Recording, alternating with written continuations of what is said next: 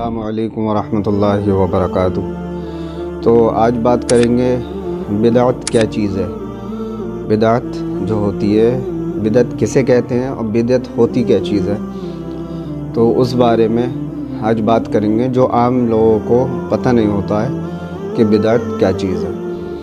تو اس لیے میں بتانا چاہوں گا، اب کچھ لوگ آپ لوگوں کو دھوکہ دے دیں کہ سائیکل چلانا بدعت، بائک چلانا بدعت، مائک میں اذان دینا بدعت، اور قالین پہ نماز پڑھنا بدعت، اے سی لگوانا بدعت، اور یہ جو مطلب فیسلٹی ہوتی ہے مسجد کے اندر وہ سب بدعت۔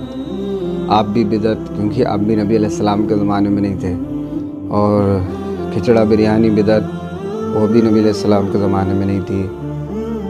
آپ کے دادا پردادا بھی بدعت، آپ بھی بدعت۔ سب کچھ اس طریقے سے دماغ پر ان لوگوں کے مطلب حاوی ہوا جاتا ہے کہ دوسرا انسان یہی کہتا ہے، ارے ہاں یار بدعت کچھ چیز نہیں ہوتی ہے۔ میں آپ کو بتاؤں گا صحیح چیز کہ بدعت ہے کیا چیز، تو وہ آپ خود سمجھ لیں گے۔ اب سوچیں کہ بدعت جو ہوتی ہے وہ چیز ہوتی ہے جو دین میں خود سے نکالی گئی ہو، دین کے اندر ہو، جس سے دین چینج ہو۔ تو بدعت وہ چیز ہوتی ہے جس سے دین چینج ہو۔ جیسے کہ جو انسان ثواب کی نیت سے وہ کام کر رہا ہے جو نبی علیہ السلام کے زمانے میں نہیں تھا، اسے کہتے ہیں بدعت۔ اور جو نبی علیہ السلام کے زمانے میں نہیں تھا اور وہ انسان اس طریقے سے کر رہا ہے جیسے بہت بڑا ثواب کا کام ہے، اور جو کام نبی علیہ السلام کے زمانے میں تھا وہ کام بالکل نہیں کر رہا ہے، وہ ثواب بھی ہے پھر بھی، تو اس سے دین چینج ہو جاتا ہے۔ اب جیسے مثال کے طور پر آپ دیکھ رہے ہوں گے کہ نماز کیا ہے؟ فرض، ہر مسلمان پر ہے، لیکن جمعرات کو گوشت ضرور پکے گا اور اس پہ نیاز ہوگی، تو اسے کہتے ہیں بدعت۔ نماز کی کوئی ٹینشن نہیں ہے، 5 وقت کی نماز انسان آسانی سے چھوڑ رہا ہے، لیکن نیاز نہیں دلائی تو اس کے اوپر کوئی اس کا گھاٹا ہو جائے گا اس میں، وہ اس لیے جمعرات کو نیاز ضرور دلائے گا، اسے کہتے ہیں بدعت۔ اب سوچیں کہ رسول اللہ صلی اللہ علیہ وسلم نے بدعت کو بدترین کام بتایا، کیونکہ محمد صلی اللہ علیہ وسلم کی جو حدیث ہے اب میں بتانے والا ہوں آپ کو آگے۔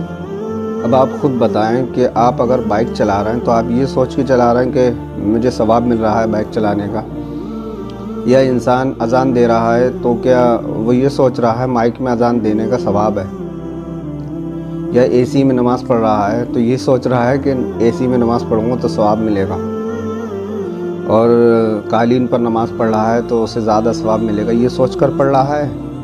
نہیں، یہ تو ایک دین میں مطلب اچھی چیزیں ہیں، یہ بدعت نہیں ہے۔ بدعت جو ہے وہ دین کے اندر ہے، جو نئے کام ثواب سمجھ کے کیے جائیں، وہ ہے بدعت جسے کہتے ہیں ریئل میں۔ لیکن لوگ اپنی بدعتوں کو صحیح کرنے کے لیے ہر چیز کو بدعت بتا دیتے ہیں پھر، کہ ہماری بات دیکھو ٹھیک ہے، ان کے پاس قرآن حدیث سے دلیل ہوتی نہیں ہے اس وجہ سے۔ اب میں آپ کو جو دلیلیں دوں گا اس پر آپ کو سمجھ میں آئے گا۔ اگر یہ حدیث کو بریلوی دیوبندی یہ چیزیں بیان کرنے لگیں تو ٹھیک ہے، یہ چیز نہیں کریں گے، جبکہ رسول اللہ صلی اللہ علیہ وسلم کا ہر خطبہ اسی سے شروع ہوا کرتا تھا۔ تو سب سے پہلی میں ایک حدیث آپ کو بتاتا ہوں کہ رسول اللہ صلی اللہ علیہ وسلم نے فرمایا، جس نے ہمارے دین میں خود کوئی نیا کام شروع کیا وہ رد ہے۔ تو جب رسول اللہ صلی اللہ علیہ وسلم نے ان چیزوں کو رد بتا دیا کہ رد ہے، ہمیں کچھ نہیں کرنا ان چیزوں میں، تو ہم کیوں کریں؟ تو سمجھ لینا چاہیے کہ رسک نہ لو، دین کے معاملے میں رسک نہ لو۔ جب آپ کوئی موبائل خریدتے ہیں تو 10 لوگوں سے آپ پتہ کرتے ہیں کہ یار میں کون سا موبائل لوں، سب سے بڑھیا چیز کون سا ہے، اور جب آپ فرقے میں ہوتے ہیں دین سمجھ کے نئے نئے کام شروع کرتے ہیں ثواب کی نیت سے، تو کبھی نہیں پوچھیں گے آپ کسی سے، تو آپ جس گھر میں پیدا ہوئے ہیں اسی فرقے میں پیدا رہے، مرتے دم تک اسی فرقے میں مر گئے، آپ نے خود سے کوئی تحقیق نہیں کی کہ میں کون سا صحیح دین ہے کون سا نہیں ہے، اور یہ فرقہ پرستی کیا چیز ہے، میں کیا چیز مان رہا ہوں، کچھ نہیں۔ جس فرقے میں پیدا ہوئے اسی فرقے میں مر گئے۔ اور ایسے ہی قادیانی لوگ ہوتے ہیں، وہ اگر بچہ پیدا ہوا وہ نہیں گھر میں، وہ بڑے ہوتے تک بڑھاپے تک قادیانی رہا، اس نے اپنے آپ سے کوئی تحقیق نہیں کری تو وہ کفر کی موت مر چکا۔ تو اگر آپ سچے انسان ہیں، آپ کو آنکھیں کھولنا ہے اپنی، تو آنکھیں کبوتروں کی طرح بند نہ کریں کہ بلی کے سامنے کبوتر نے آنکھیں بند کر لیں تو بلی بھاگ گئی، بلی اسے کھا جائے گی۔ کبوتر نے آنکھیں بند کری ہے نا، بلی نے نہیں کری ہے۔ تو آپ ان چیزوں کو قرآن حدیث سے سمجھ لیں اور خود پڑھ لیں۔ میں نہیں کہہ رہا ہوں، خود پڑھیں، اپنے دماغ سے سوچیں کہ اگر ایک وقت ایسا آیا کہ ہم لوگ مر گئے، اب وہاں پر ہم اللہ کے پاس ہیں ہم لوگ، اور ہم سے سوال ہوا کہ یہ چیزیں کریا کرتے تھے تم، نہیں اس چیز کا دین سے کوئی تعلق بھی نہیں تھا، تو کیا ہوگا؟ اور جو انسان ان چیزوں میں پڑھتا نہیں تھا اس کو ایسی آزادی مل جائے گی کھل کے۔ تو اس لیے کوئی ٹینشن نہ لیں اور نہ کوئی رسک لیں، ان چیزوں کا سوال ہونا ہی نہیں ہے۔ 1% مان لیجئے اگر ہو بھی گیا تو کوئی گرفت نہیں ہے، کیونکہ سنی مولانا خود کہتے ہیں کہ اگر کوئی نیاز نہیں کرائے وہ پھر بھی جنت میں جائے گا۔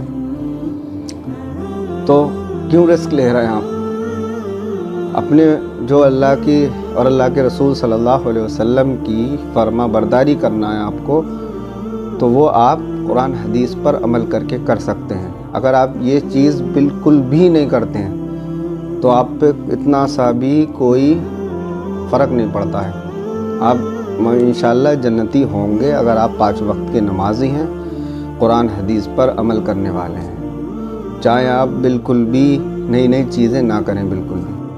تو میرا خیال ہے کہ آپ لوگوں کو چیز سمجھ میں آ گئی ہوگی کہ بدعت وہ چیز ہوتی ہے جو ثواب کی نیت سے کی جائے اور ثواب ملنے کی نیت سے کیا جائے کام، اور وہ دین کے اندر ہو تو وہ بدعت ہوگی۔ اب میں آپ کو رسول اللہ صلی اللہ علیہ وسلم کا وہ خطبہ بتاتا ہوں جس میں رسول اللہ صلی اللہ علیہ وسلم نے بدعت کو کیا کیا کہا ہے۔ تو سب سے پہلے رسول اللہ صلی اللہ علیہ وسلم حمد و صلات کے بعد کہا کرتے تھے کہ سب سے بہترین کتاب اللہ کی کتاب ہے، اور سب سے ہدایت یافتہ راستہ محمد صلی اللہ علیہ وسلم کا ہے، اور بدترین کام وہ ہیں جو دین میں خود سے نکالے گئے ہوں، اور ہر نکالا ہوا کام گمراہی ہے، اور گمراہی دوزخ تک لے جانے والی ہے۔ اب سوچیں، دوزخ تک لے جانے والی چیز ہیں یہ بدعت، ہلکے میں نہ لیں اس چیز کو، تو رسک نہ لیں۔ اگر نہیں کریں گے تو کوئی فرق نہیں ہے آپ کو، اور کر رہے ہیں تو رسک لے رہے ہیں آپ زبردستی میں اپنی آخرت کا۔ تو ٹینشن لیں تھوڑی سی کہ ان چیزوں میں ہم کیوں گھسے ہوئے ہیں۔ نماز کا سوال ہوگا، نماز 5 وقت کی پڑھیں، روزے کا سوال ہوگا، روزہ رکھیں، سنتوں پر عمل کریں فل طریقے سے، رسول اللہ صلی اللہ علیہ وسلم سے اگر محبت ہے آپ کو۔ السلام علیکم۔